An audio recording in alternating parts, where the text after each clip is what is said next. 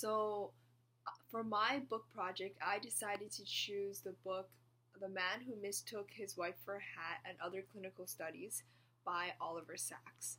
So, this book basically consists of a bunch of case studies on various patients of Oliver Sacks, who is basically a clinical neurologist, and he was a professor. So basically, this book is separated into four parts. There's losses, excesses, transports, and then the simple world. So all of these have a bunch of cases under it that have to do with the theme. So Oliver Sacks manages to talk about these case studies in a way that seems like you're reading a short story. So this isn't just like a medical document about oh, this person has schizophrenia, this person has Tourette's, and he lists all the symptoms, but instead he kind of goes into their personal stories. So that's why I really like this book, because it made it interesting, and I also learned a lot too about these medical mysteries and all the symptoms and things he talked about. So, for example, in Losses, one of the patients was called Dr. P, and he was a music professor. So basically, he was able to function completely well, except he could not see things that were on his left. And he also, there was something wrong with his right hemisphere.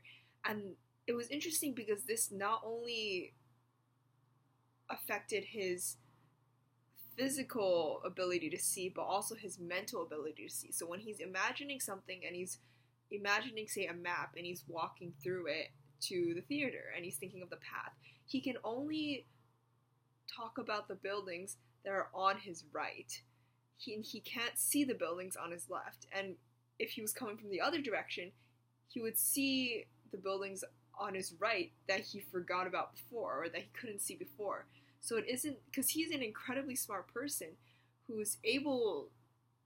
has an incredible ability to talk about music and stuff like that. So it isn't that he is mentally unable to think of these things, but he's just physically unable to see it. So that's under losses. So this person, Dr. P, lost the ability to see on his left side, both physically and mentally, and this affected his daily life, and he used music to help him get through things, because, well, once his music was disturbed, he kind of lost physical sense of where he was because of this deficiency in the right side of his brain, whether it be due to a tumor or a disease. So the other parts, there was also excesses, they talked about Tourette's syndrome, and I think it was really interesting because they talked about how patients would be put on a medicine. I believe it was Halodin.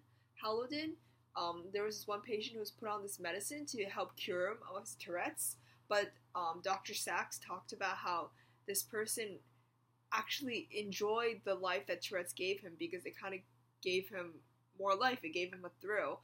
So he would eat this medicine throughout the week, and then on the weekends maybe he would go off of it a bit, and he was really good at table tennis, apparently, the patient. So it was really interesting because Dr. Sacks talked about how these patients really learned to live with the diseases they had, or some of the cases, the deficiencies they had. So basically, in transports, it talks about how people see the world differently. So there was one patient called Miss O.C., who basically heard music in her ears all the time. And eventually it went away, but apparently there was something wrong with her temporal lobe, which basically controls the function of hearing. And so if it would have seizures in it after, basically Dr. Sacks found out she was getting seizures in her temporal lobes after scanning it. And so it was interesting because he said that this is not only due to a physical cause, but also because she used to hum the song a lot. And so that's why the song she heard was that specific song that she used to hum a lot. So that was really interesting. And lastly, it goes on to The Simple World, which basically talks about um, mental illnesses, like, for example, when you have like trisomy 21, like, and basically he says it's quote unquote mental retardation, but we understand that's not the correct term now to use for it.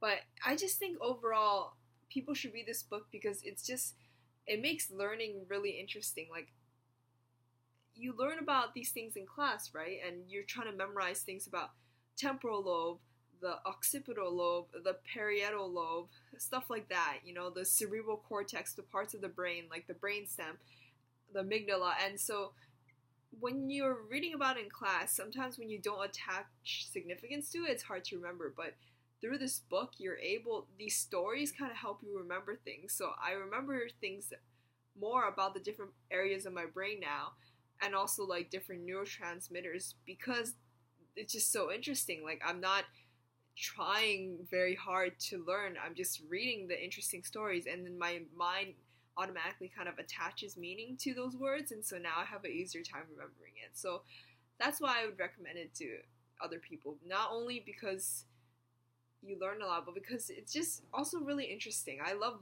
reading stories about people and hearing about their lives and how they live with what they have.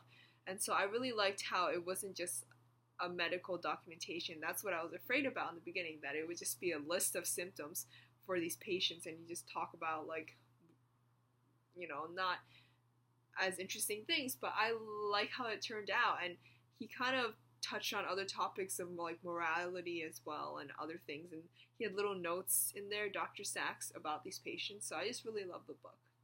So that's my review.